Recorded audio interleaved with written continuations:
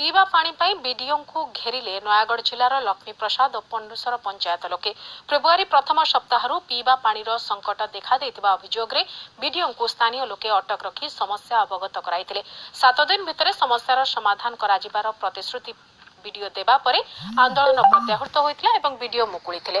अन्यपटे पंचायतर अर्थ को नहीं लक्ष्मी प्रसाद दुई गोष्ठी भितर हाथाहाथी परिस्थिति भी उपजिथिला जहाको केंद्र करी दुई गोष्ठीर सदस्य टाउन थाना रे लिखित अभियोग करिसेंती।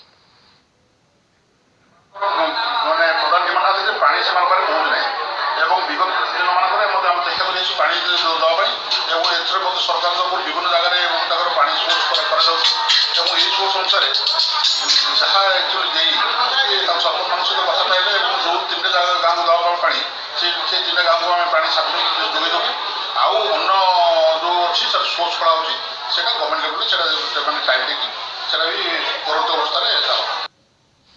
जिला न्यूज रे सब होइछि ब्रेक पर विचार।